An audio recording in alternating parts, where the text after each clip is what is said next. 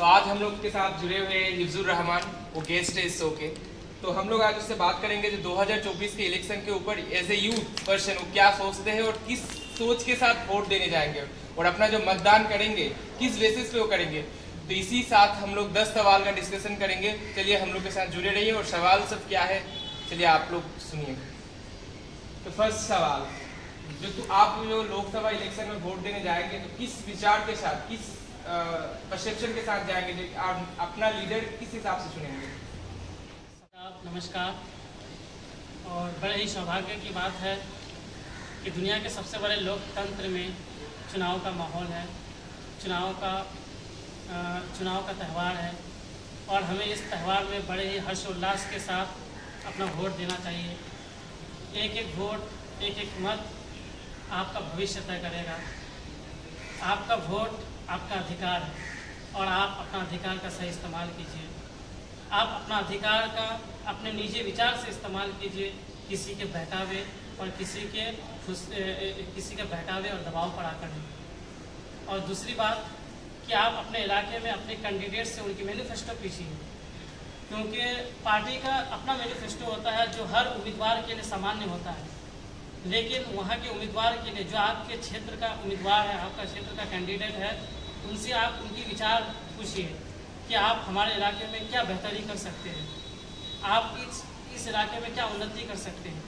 तो आप अपने इलाके में अपने उन्नति के लिए अपना उम्मीदवार चुनें। अब हम लोग अपना दूसरे सवाल के तरफ जाते हैं। बढ़ते हुए महंगाई के ऊपर as a youth person, as a struggler आप क्या कहना चाहते हैं? महंगाई बढ़े कि नहीं देश में? जी बिल्कुल, देश में महंगाई बढ़ी है और आप देख सकते हैं महंगाई की वजह से लोग इधर उधर भटक रहे हैं।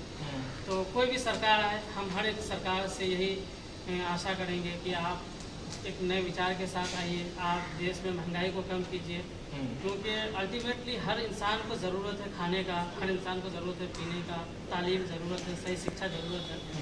तो इसी के अनुसार ही काम कीजिए।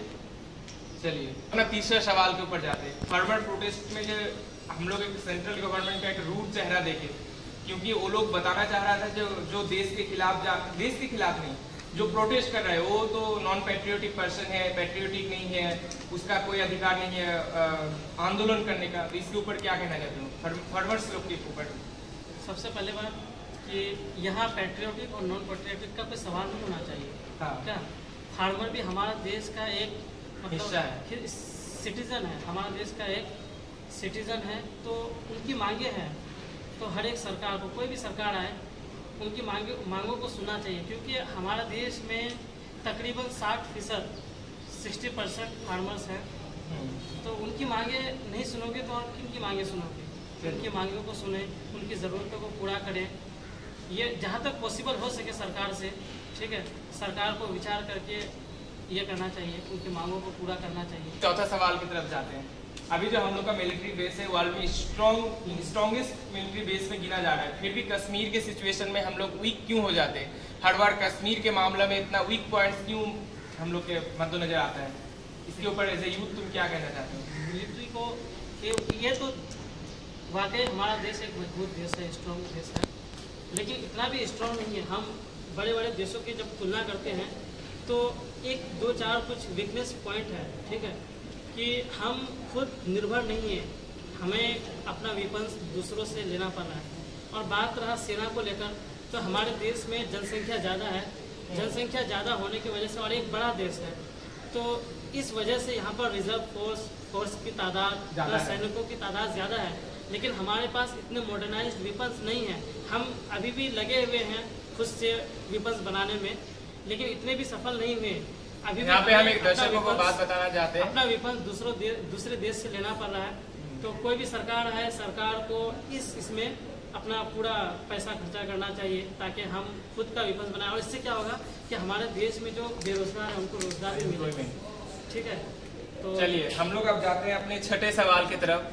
अभी जो हम लोगों ने बीतों दिनों में देखा, जो लद्दाख के सिटीजनों के साथ एक क्या इग्नोरेंस, पार्शियलिटी वाला बिहेवियर देखने मिला सेंट्रल गवर्नमेंट की तरफ से, तो इसके ऊपर ऐसे क्या तुम मतलब ये करना चाहिए था गवर्नमेंट को या नहीं करना चाहिए था? बात रहा कश्मीर का, तो कश्मीर में सरकार कह रही है कि हम स्टेबलाइज करने की कोशिश कर रहे हैं, लेकिन वहाँ पर अब भी आंदोलन जारी है। सोनम वांगचुक अब भी मांगे कर रहे हैं, तो उनकी भी मांगों को सुनी जाए, ठीक है।